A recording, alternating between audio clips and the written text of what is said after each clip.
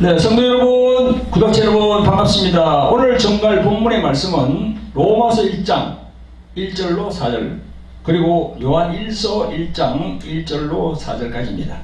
그리고 정거할 제목은 바울과 요한의 영성으로 그리스도를 알자 이렇게 정했습니다. 이 시간도 보혜사로 오신 성령께서 제 입술에 기름 부어 주셔서 진리의 말씀만 전할 수 있도록 인도해 주실 것을 믿으면서 말씀을 전거하도록 하겠습니다. 오늘 본문 말씀을 하나님께 봉독해 올리겠습니다. 먼저 로마서 1장 1절부터 4절입니다. 찾아보시기 바랍니다. 시작. 예수 그리스도의 종 바울은 사도로 부르심을 받아 하나님의 복음을 위하여 특정함을 입었으니 이 복음은 하나님이 선지자들로 말미암아 그의 아들에 관하여 성경에 미리 약속하신 것이라.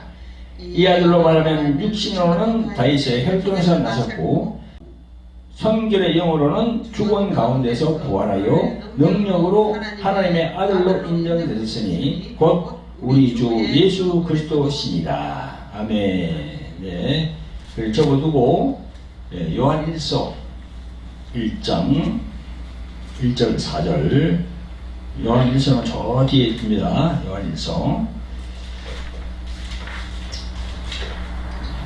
요한 1서 1장 1절부터 4절까지 시작. 태초부터 있는 생명의 말씀에 관해는 우리가 들은 바요 눈으로 본 바요 주목하고 우리 손으로 만진 바라. 이 생명이 나타나신 바 된지라. 이 영원한 생명을 우리가 보았고 전거하여 너희에게 전하노니 이는 아버지와 함께 계시다가 우리에게 나타내신 바 된 자니라. 우리가 보고 들은 바를 너희에게도 전하면 너희로 우리와 사귐 있게 하려 함이니 우리의 사귐은 아버지와 그 아들 예수 그리스도와 함께 함이니라. 우리가 이것을 쓰면 우리의 기쁨이 충만케 하려 함이로라. 아멘. 네, 감사합니다. 성도 여러분, 구독자 여러분 반갑습니다. 오늘 전거할 선포 제목이 뭡니까? 바울과 요한의 영성으로 그리스도를 알자 이렇게 정했습니다.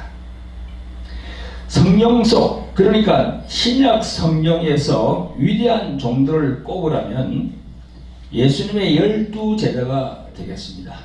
그렇죠? 물론 12제자 중에서 수제자인 베드로를 지목할 수 있겠죠. 그죠? 그러나 학문이나 영성으로 볼 때는요 사도 요한이라고 저는 말할 수 있습니다.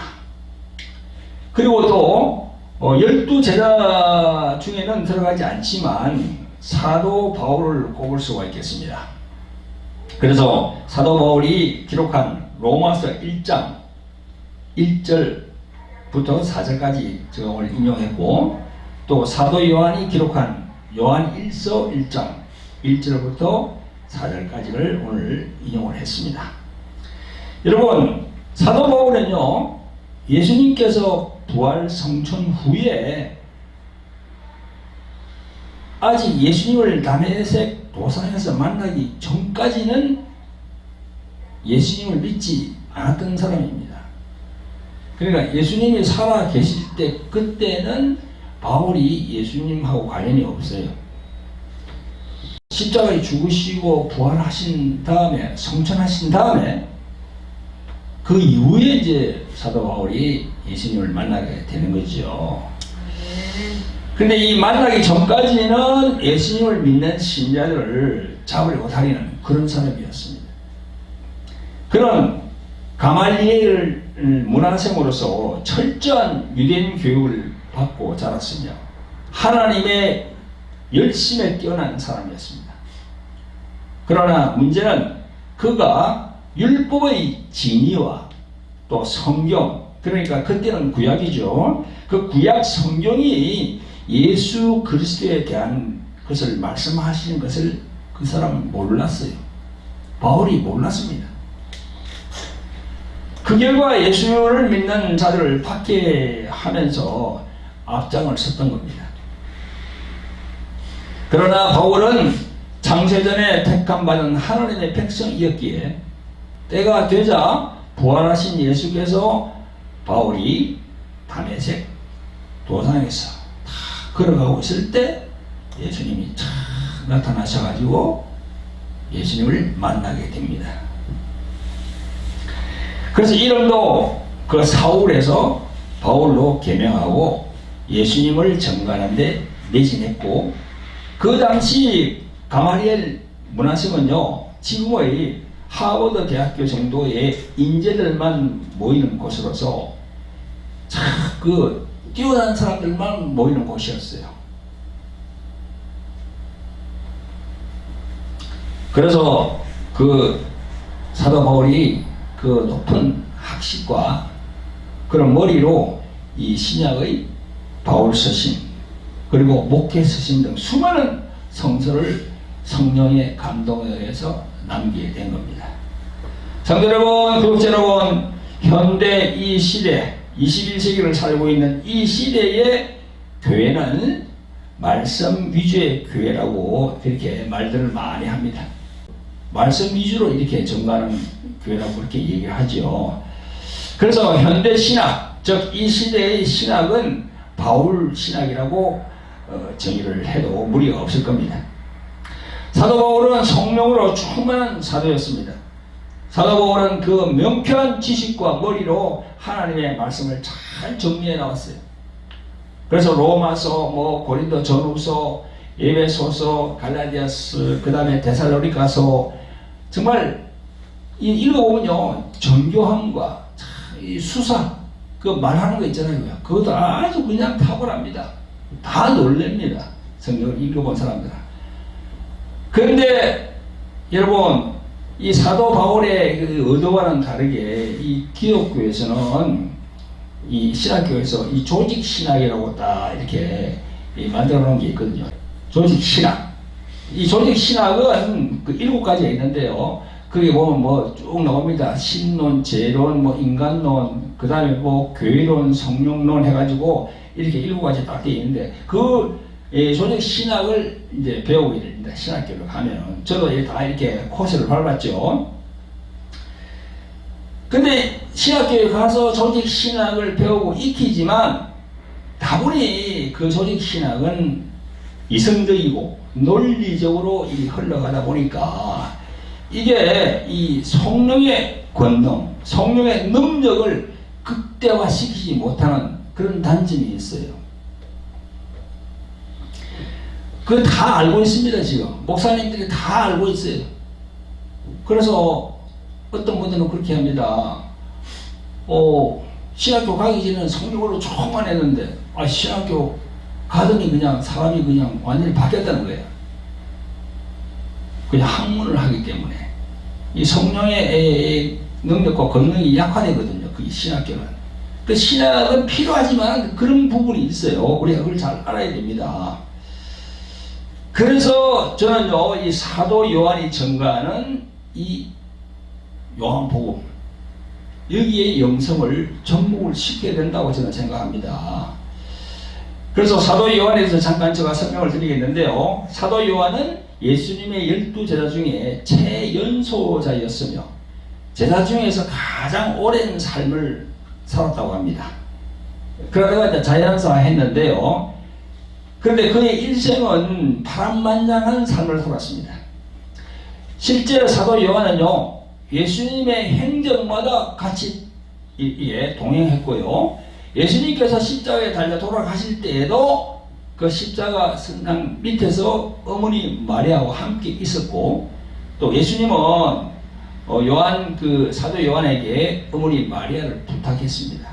그 후 사도 요한이 마리아를 모시고 예루살렘에 거주하다가 AD 66년 로마 티투스 장군에게 예루살렘이 멸망당하게 되자 당시 디모데가 사역하고 있는 에베소로 마리아를 모시고 이주하였답니다. 그래서 AD 64년에 사도 바울이 로마에서 순교당한 후에 에베소를 인도하던 디모데도 AD 80년경에 군중들이 던진 돌에 맞아서 순교를 당하게 되자 사도 요한이 디모데를 이어서 에베소 교회를 담당하게 되었다 합니다. 사도 요한은 에베소에 머물면서 기독교 박해가 심했던 시기인 AD 94년에 당시 도미티아누스 황제의 동상에 경배를 거부했다 해서 로마 병사에게 붙들려서 재판에 넘어가게 됐습니다. 사형 선고를 받았습니다. 그래서 이제 그 독이들은 잔을 줘서 독배를 마시게 했는데 아니 안 만져도 죽지 않는 거예요. 사도 요한이 한 번 줘도 죽지 않아요. 보통 사람 다 죽는데 분명히 독이들은 독배를 줬는데도 죽지 않아요. 그래서 그 황제가 화가 나서 요한을 끓는 기름 가마솥에 던져버리라고 명령해서 던졌는데 온몸이 막 녹아내리고 그랬지만 살아남았답니다. 참 성령께서 지켜주시는 거예요. 왜?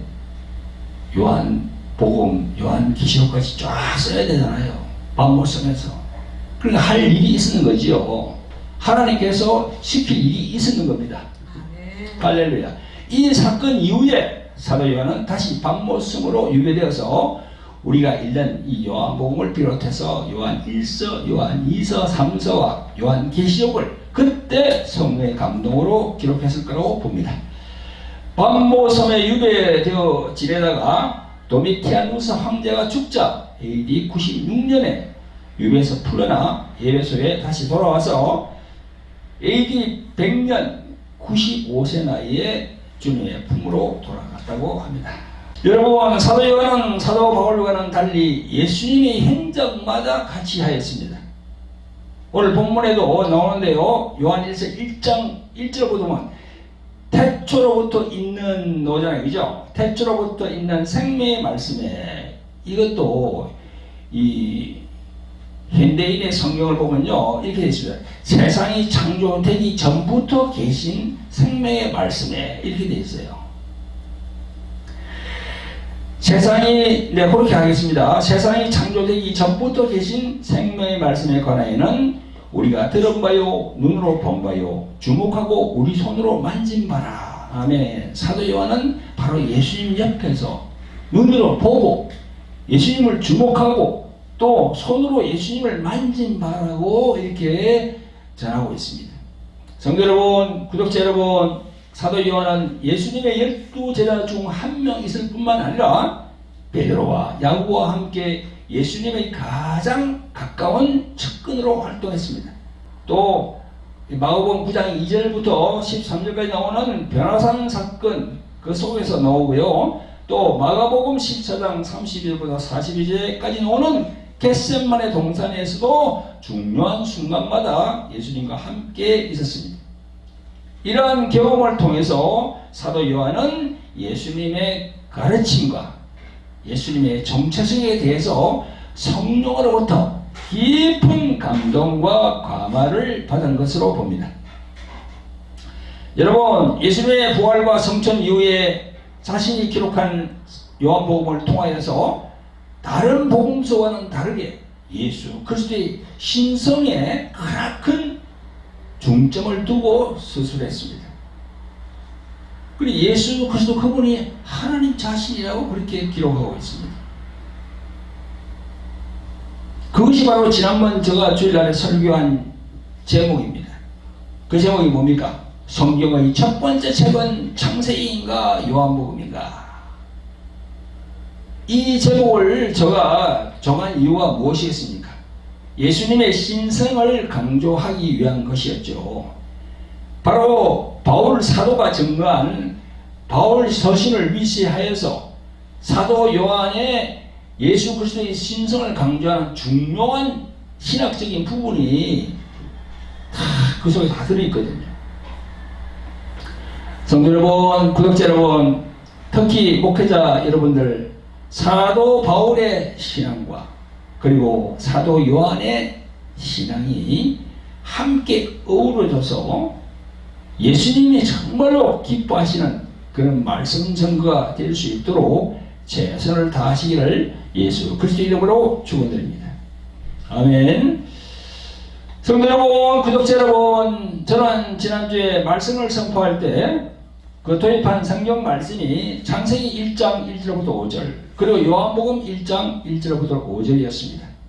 그리고 설교 제목이 성경의 첫 번째 책은 창세기인가 요한복음인가, 이런 제목을 가지고 말씀을 전거했습니다. 여러분, 당연히 성경에 적혀있는 장르의 순서로 보면 창세기가 첫 번째 책인 것은 그 누구도 부인하지 못합니다. 성경의 첫 장부터 나오는 것이 창세기 1장부터 이 세상을 창조한 내력이 나옵니다. 창세기 1장 1절부터 태초에 하나님이 천지를 창조하시니라. 천, 이건 하늘 아닙니까? 지는 땅이지요. 창조는 지으셨다라는 말입니다. 창세기 1장부터 보면 첫째 날 빛을 창조하시고, 둘째 날은 궁창, 즉 우주를 창조하셨고, 셋째 날은 각기 종류대로 씨 가진 열매와 과목을 창조하셨고, 넷째 날은 해와 달, 빛과 어둠을 창조하셨으며, 그리고 다섯째 날은 각종 새와 물고기를 종류대로 창조하셨고, 여섯째 날은 땅의 짐승을 그 종류대로 창조하셨고, 그리고 마지막으로 직립으로 보행할 수 있는 사람을 지으셨어요. 직립, 서서 거리를 들어선, 서서 걸어다니는, 그걸 직립동물이라고 하잖아요. 직립동물에는 또 원숭이도 좀 다니고, 고릴라도 다니고, 그렇게 하죠, 그죠? 타조도 다니고 하지만, 인간이 이 직립으로 걸어다니게, 이렇게 하나님께서 만드셨습니다. 창세기 1장 26절부터 27절에 하나님이 말씀하시기를 우리의 형상을 따라 우리의 모양대로 우리가 사람을 만들고, 그리고 바다의 고기와 공중의 새와 육축과 온 땅과 땅에 기는 모든 것을 다스리게 하자 하시고, 하나님이 자기 형상 곧 하나님의 형상대로 사람을 창조하시되 남자와 여자를 창조하시고, 이렇게 여섯째 날 사람을 지으시고 일곱째 날에 안식하셨습니다. 이렇게 우리가 눈으로 보는 이 천지 만물과 삼라만상이 창조주 하나님께서 지으셨음을 성경은 증거하고 있습니다. 여러분, 그 이 하나님의 형상이라고 나오는데요, 그죠? 자, 조금 전에 우리 창세기 1장 26절 27절 보면 하나님이 말씀하시기를 우리의 형상을 따라 우리의 모양대로 우리가 사람을 만들고, 여기에 우리라는 표현이 계속 나옵니다. 그죠? 여기에 우리라는 표현이 계속 나와요. 우리가. 이 우리라는 것은요, 영어로는 we입니다. W-E, we. 복수형이라는 말이죠. 사전적으로 보면 자기와 함께, 자기와 관련되는 여러 사람을 다 같이 가리킬 때 그걸 우리라고 합니다. 또는 자기나 자기 편을 가리킬 때 쓰는 말이라고 나와 있습니다. 그 우리라는 말이요. 이를 우리들은 신학적인 관점에서 보면요, 이를 삼위일체, 성부, 성자, 성령을 가리킬 때 쓰는 용어로 우리는 그렇게 배웠습니다. 우리의 또는 우리가, 이 단어 속에 삼위일체, 성부, 성자, 성령 세 인격이 함께 하고 있다는 겁니다. 이어서 27절에 나오는 말씀에서 하나님이 자기 형상 곧 하나님의 형상대로 사람을 창조하시되 남자와 여자를 창조하시고, 이 말씀에서 하나님이 자기 형상 곧 하나님의 형상대로 사람을 창조하셨다라고 하셨는데요, 여러분, 하나님의 형상은 어떤 형상일까요? 형상이란 말이 우리 순수한 한국말로 말하면 모습이죠. 모습, 그게 바로 형상입니다. 참 궁금하기도 하고, 그래서 꼭 한번 알고 싶거든요. 여러분, 하나님의 형상, 하나님의 모습은 어떤 모양일까요? 여러분, 저도 성경을 읽으면서 이 구절을 보고 참 궁금하기도 했습니다. 하나님의 형상, 하나님의 모습은 어떤 모습일까? 근데 성경을 읽다 보니까 답이 있었습니다. 신약에 고린도후서 4장 3절부터 4절에 잘 나와 있습니다. 만일 우리 복음이 가려웠으면 망하는 자들에게 가려운 것이라, 그 중에 이 세상 신이 믿지 아니하는 자들의 마음을 혼미케 하여 그리스도의 영광의 복음의 광채가 비추지 못하게 함이니 그리스도는 하나님의 형상이니라. 아멘. 여기 그리스도는 하나님의 형상이라. 바로 예수님이 하나님의 형상이라고 딱 나와 있어요. 아멘. 또 다른 곳을 이제 본다면요. 골로새서 1장 15절부터 17절에 있습니다. 그가 누굽니까? 바로 예수님을 말하는 거죠. 예수 그리스도는 보이지 아니하는 하나님의 형상이요 모든 창조물보다 먼저 나신 자니 만물이 예수 그리스도에게 창조되되 하늘과 땅에서 보이는 것들과 보이지 않는 것들과 혹은 보좌들이나 주관자들이나 정사들이나 권세들이나 만물이 예수 그리스도로 말미암고 그를 위하여 창조되었고 또한 예수 그리스도가 만물보다 먼저 계시고 만물이 예수 그리스도 안에 함께 섰느니라. 아멘. 이렇게 사도 바울이 골로새서에서 예수님을 다 하나님의 형상이라고 얘기하고 있는 거예요. 할렐루야.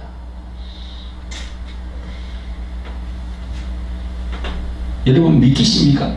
네. 예수 그리스도가 하나님의 형상이라고 하는 이 성경 말씀이 믿기십니까? 네. 성도 여러분, 구독자 여러분, 오늘 본문이 로마서 1장 1절부터 4절, 요한 1장 1절부터 4절까지입니다. 사도 바울도 이렇게 정하고 있잖아요. 하나님의 형상이라고. 2000년 전에 마리아 태중에 성령으로 잉태되어 나타나신 그 예수 그리스도가 하나님의 형상이라고 사도 바울이 정하고 있습니다. 여러분 고린도후서 4장 3절 4절 조금 전에 읽었죠, 그죠? 그 사도 바울이 만일 우리가 권하는 기쁜 소식이 가려졌다고 해도 그것은 멸망하는 사람들에게 가려진 것인데 이 세상의 신이라는 사탄 마귀가 믿지 않고 있는 마음을 어둡게 했기 때문에 그들은 하나님의 형상, 하나님의 모습인 그리스도의 영광에 대한 기쁜 소식의 빛을 볼 수가 없다. 이게 현대 성경을 보면 이렇게 딱 나와 있어요. 할렐루야. 그러니까 보세요. 2000년 전에 그 오신 예수 그리스도 그분이 하나님의 형상이에요. 하나님의 모습이에요. 여러분 내가 말하고 있지만 내가 주장하는 게 아닙니다. 성경에 있는 이 말씀을 제가 인용한 거예요. 이걸 믿으셔야 돼요. 잘 안 믿기실 거예요, 여러분. 그러나 성령으로 감동을 받으면 그 말씀이 믿어집니다. 할렐루야. 여러분 보이지 않으시는 하나님의 형상, 즉 하나님의 모습은 예수 그리스도이십니다. 여러분들 마음의 의심을 거두어내고 진실로 그렇게 성경의 말씀을 믿으시기를 예수 그리스도로 축원드립니다. 아멘. 아멘. 성도 여러분, 구독자 여러분, 사도 바울은 성령에 이끌려서 저 삼청천에 갔다 왔다고 전가하고 있습니다. 그게 고린도후서 12장에 보면 나옵니다. 2절부터 내가 그리스도 안에 있는 한 사람을 아노니 14년 전에 그가 셋째 하늘에 이끌려간지라. 그가 몸 안에 있었는지 몸 밖에 있었는지 나는 모르거니와 하나님은 아시느니라. 어느 한 사람을 하는 게 바로 자기 자신을 얘기하는 거예요. 내가 이런 사람을 아노니, 이것도 이런 사람을 아노니 한 것도 그죠? 자기 자신을 얘기하는 겁니다. 그가 몸 안에 있었는지 몸 밖에 있었는지 나는 모르거니와 하나님은 아시느니라. 그가 낙원으로 이끌려가서 말할 수 없는 말을 들었으니 사람이 가히 이르지 못할 말이로다. 이렇게 정거하고 있습니다. 사도 바울도 하나님께서 택한 종으로서 크나큰 획을 그었고 귀중한 말씀들을 성령의 인도로 이 세상에 남기고 가셨습니다. 또한 사도 요한도 예수님이 사랑하는 제자로서 예수님을 위하여 숱한 역경을 견디면서 이 말씀을 이 요한복음, 요한 1서, 2서, 3서 또 요한 계시록까지 이 귀중한 이 하나님의 말씀들을 성령의 감동으로 이렇게 이 세상에 남기고 가신 분들이. 그래서 여러분 사도 바울이나 사도 요한 이 두 분이 이 성령에 대한 이 부분도 다 나와 있어요. 제가 읽어보면요, 이 성령에 대한 부분도 이 사도 바울은요 고린도전서 12장, 13장, 14장에서 성령의 은사와 갈라디아서 5장에서 성령의 열매에 대해서 잘 정리를 해놨어요. 성령의 은사는 어떤 것이고 성령의 열매는 어떤 것이다. 그래서 여러분, 저도 성령의 은사를 받고 우리 또 사모님도 성령의 은사를 받아서 좀 우리가 이런 치유 사역을 하잖아요, 그죠? 근데 중요한 것은 뭐냐면요, 성령의 은사만 가지고 안 됩니다. 성령의 은사와 더불어 성령의 열매가 나타나야 돼요. 그게 참 중요해요.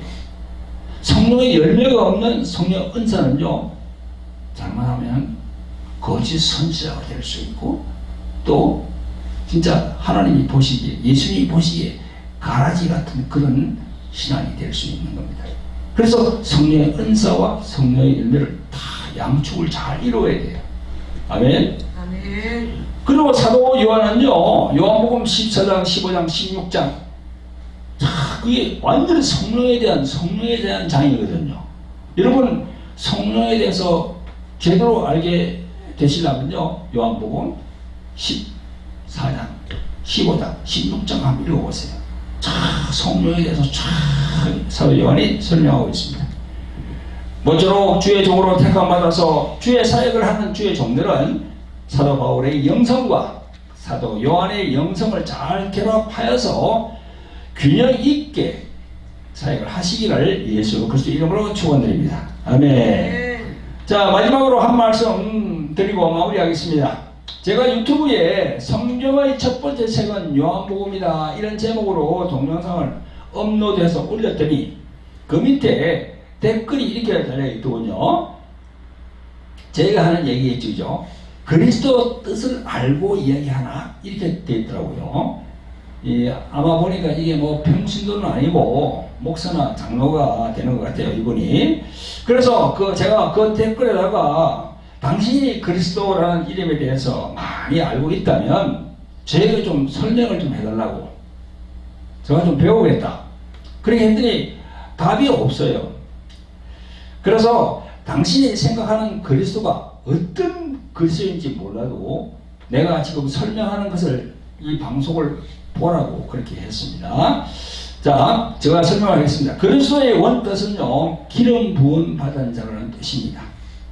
요한복음 1장 1절에 태초에 그리스도가 계시니라가 맞습니다. 그게 태초에 말씀이 계시랴 이러면 무슨 말인지 몰라요, 사람들이. 그러니까 태초에 그리스도가 계시냐, 그게 맞고요. 그리스도는 히브리 말로 메시아라는 겁니다. 메시아는 즉 구원자라는 말입니다. 그래서 그리스도나 메시아나 똑같은 의미예요. 구원자. 이는 태초로부터 우리 인간을 구원할 구원자가 오신다는 건데 그게 바로 예수라는 겁니다.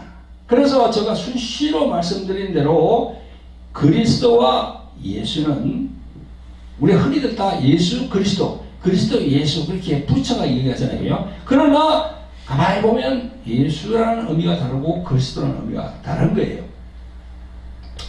예수는 하나님의 아들로 오시면서 하나님의 이름으로 오셨습니다. 그게 마태복음 1장 21절에 나와요. 아들을 낳으리니 이 이름을 예수라 하라. 이는 그가 자기 백성을 저희 죄에서 구원할 자이심이라 하니라. 이렇게 되어 있어요. 즉 예수는 하나님 자신의 이름이에요.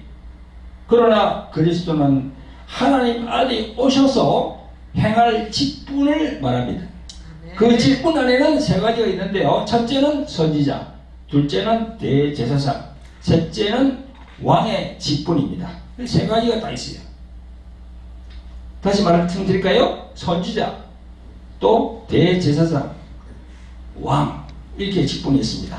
이 직분은 태어나면서부터 십자가에 죽으시고 부활 후 성천까지의 모든 일의 책무가 그 안에 다 들어있어요. 아멘. 그 세 가지 책무 안에 다 들어있다고요. 그래서 이스라엘 백성들은 언젠가 메시아가 오실 것이라는 것을 기다리는 메시아 사상이 늘 있었습니다. 그래서 마태복음 16장 13절 이하에 보면 예수님이 제자들에게 사람들이 인자를 누구라 하느냐 물어봤을 때 그 제자들이 들어는 세례요한, 들어는 엘리야, 어떤 이는 예레미야나 선지자 중의 하나라고 이렇게 했어요. 그렇게 예수님에게 이야기를 했습니다. 그러니까 예수님은 너희는 나를 누구라 하느냐 이렇게 물으시니까 베드로가 주는 그리스도시요 살아계신 하나님의 아들이십니다 라고 말했습니다.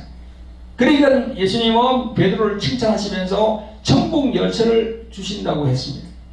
그러나 베드로는 그 당시에는 그리스도가 어떤 일을 하려고 이 땅에 오셨는지를 몰랐습니다. 그냥 단편적인 이스라엘을 구원할 메시아로 생각하고 예수님이 십자가로 올라가셔서 죽으시고 제3일에 살아나야 할 것을 말씀하시니까 베드로가 예수님을 거기 올라가지 말라고 합니다. 베드로가 그리스도라고 얘기를 하니까 그 이전에 예수님께서 이런 말씀합니다. 이에 제자들을 경계하사 자기가 그리스도인 것을 아무에게도 이르지 말라 하셨습니다.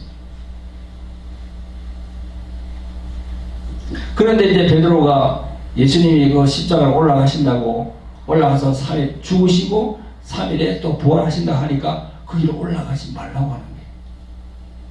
아니 당신은 이스라엘을 구원을 하기 위해서 오셨는데 거기 올라가 죽으면 어떻게 되시냐고. 안 됩니다. 그런 일이 있을 수 없습니다 하고 막 반대를 합니다.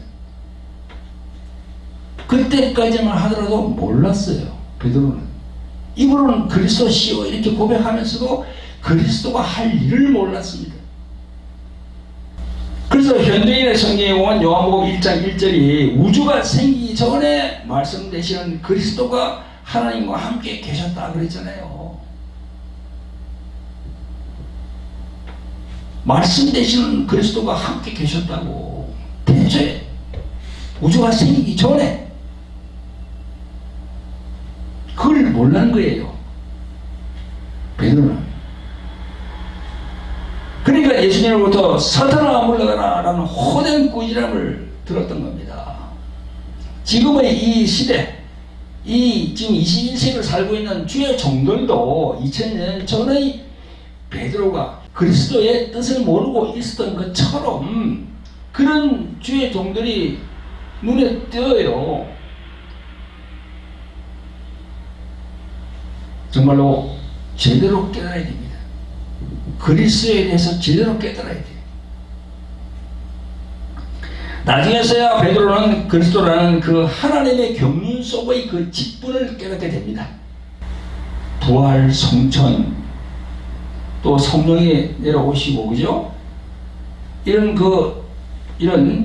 연결되는 과정에서 그 그리스도의 책무가 있는 겁니다.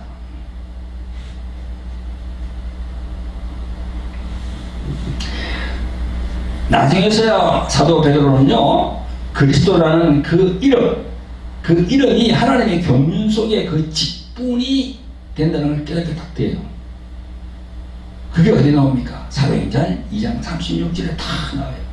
자, 읽어보겠습니다. 그런즉 이스라엘 온 집이 정령할지니 너희가 십자가에 못 박은 이 예수를 하나님이 주와 그리스도가 되게 하셨느니라 이렇게 전가하잖아요.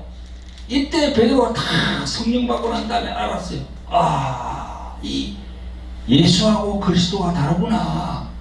여기 딱 나오잖아요. 벌써 너희가 십자가에 못 박은 이 예수 딱 나왔죠. 그 다음에 주와 그리스도가 되게 하셨다고. 누가? 하나님이 그렇게 하셨다고. 예수, 주, 그리스도가 다 달라요. 아멘. 아멘. 그러니까 이제는 조그마한 그 이스라엘 땅에서 태어나셨지만 예수 그분은 그 이스라엘에 국한되지 아니하고 온 세상 이 지구의 5대양 6대주의 그리스도가 되신 겁니다. 할렐루야. 아멘. 그걸 지금 사도 베드로가 얘기하고 있는 거예요. 지금.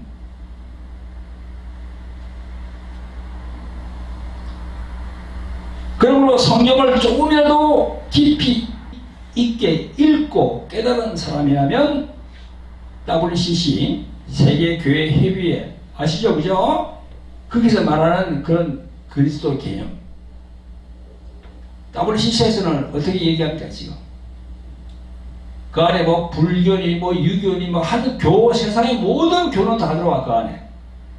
그러면서 석가, 공자, 마음에 더 그리스도의 반열을 올리는 거야. 그러면서 뭐 각자 각기 종교에도 다 구원이 있다고. 구원이 있다니까 그 종교의 구원자가 누굽니까?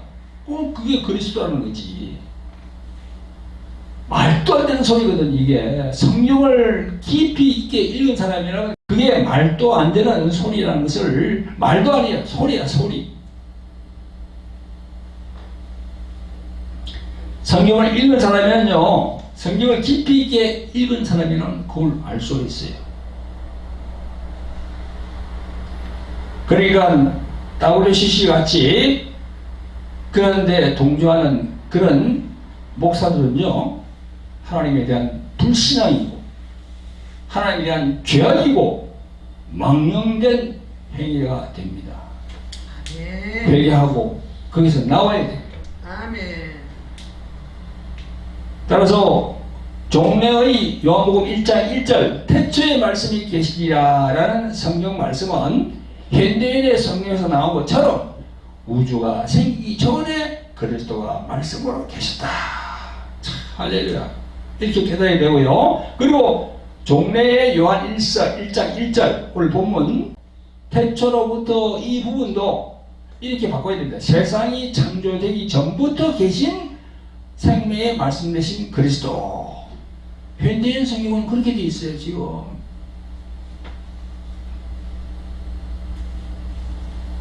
여러분, 우리 성경을 많이 읽어봐야 돼요.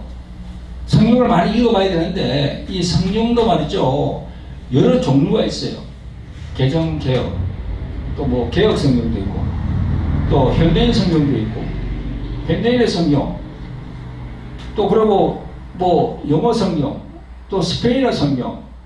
저는 그 성경을 여러 가지로, 또 중국 성경도 있습니다. 여러 가지로 가지면서 이게 서로 이렇게 대조하면서 봐야 돼요. 그래야만이 이걸 알 수 있습니다. 여러분도 그렇게 하시기를 예수 그리스도의 이름으로 부탁을 드립니다. 아멘. 이 댓글로 그리스도에 대한 뜻을 알고 이야기하나라고 하신 분은요, 본인의 생각과 제가 말한 그리스도에 대한 것을 한번 생각 한번 해보세요. 당신이 생각하고 있는 그리스도와 내가 생각하고 있는 그리스도가 맞는지 아니면 다른 건지 한번 생각을 하시고 깨달으시기를 바랍니다. 할렐루야. 여러분, 우리 모두가 성숙하고 장성한 신앙으로 우리 사도 바울, 사도 요한의 영성을 받아서 그렇게 균형 있는 그런 신앙으로 발전하시기를 예수 그리스도의 이름으로 축원드립니다. 아멘. 예, 기도하겠습니다. 사랑과 공률이 풍성하신 아버지 하나님, 오늘 주의 날 기쁘고 즐거운 날 성령 안에서 예배드리게 하심을 감사를 드립니다. 오늘은 바울과 요한의 영성으로 그리스도를 알자라는 제목으로 말씀을 선포했습니다. 성경에서 말씀하는 사도 바울의 믿음과 사도 요한의 믿음의 신앙이 우리들의 영과 혼을 장악하게 하셔서 하나님께서 기뻐하시는 장성한 신앙인들로 거듭나기를 원합니다. 보혜사 성령님, 우리 모두를 도와주시고 인도하여 주시기를 간절히 원합니다. 우리 모두를 구원하신 거룩하신 예수 그리스도의 이름으로 감사하며 기도합니다. 아멘.